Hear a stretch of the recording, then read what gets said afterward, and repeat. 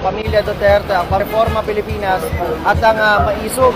Ang balak nila ngayong araw na ito kasabay nitong protesta kontra korupsyon ng Iglesia ni Cristo ay pumunta sa Liwasang Bonifacio at doon magsagawa ng programa. At pagkatapos doon ay balak din daw nilang tumungo ng EDSA para doon ituloy ang kanilang protesta na ang panawagan ay transparency at makulong din ang mga kurap.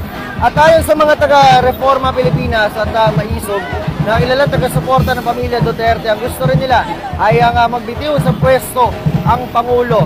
Ang una nilang balak sana ay sumama sa Iglesia ni Cristo para magprotesta kontra korupsyon dito sa Luneta, pero nang sila raw ay gumawa ng liham para payagan silang sumama ay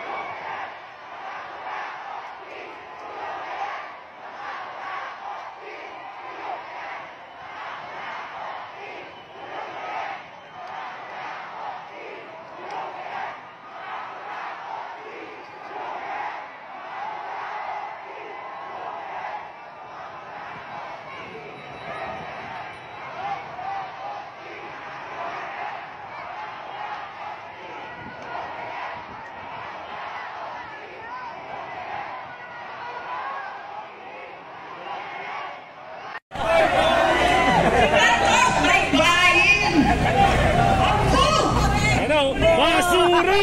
Basura!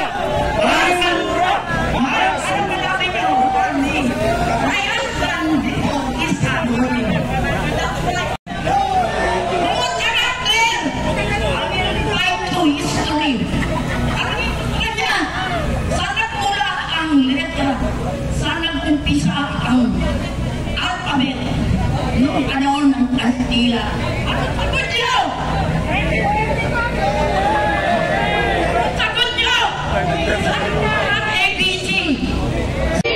Kulong na yan, mga kurakot! Kulong na yan, mga kurakot! Kulong na yan, mga kurakot! Kulong na yan, mga kurakot! Kulong na yan, mga kurakot! Kulong na yan! Patay tayo dyan.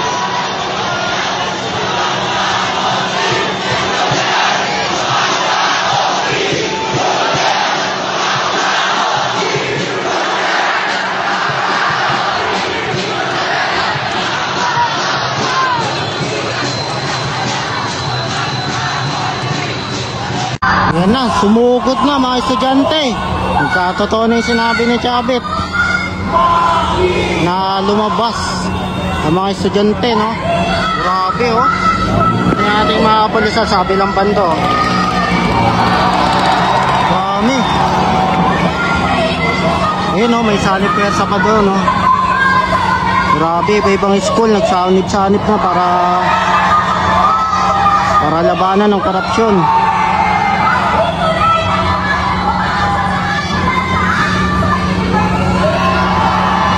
Adamson.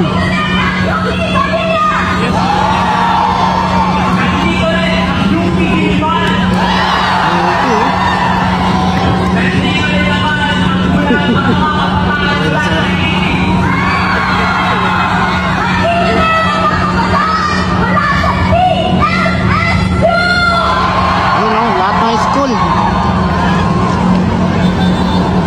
Grabe, ang dami po.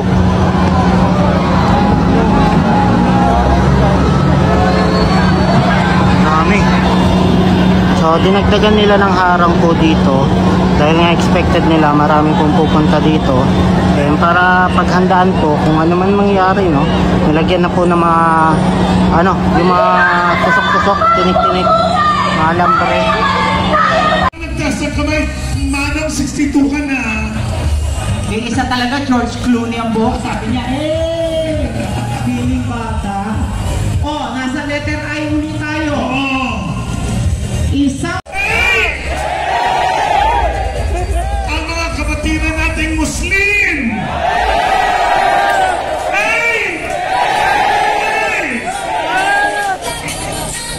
Ang mga Kristiyano at Katoliko. Yan ang maganda, nagsama-sama kasi lahat tayo ay Pilipino! Nakakatuwa yung ganyan.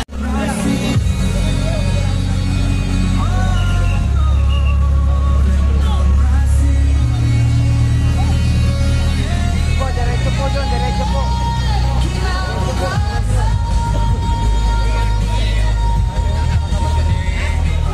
Diyan yan dati eh.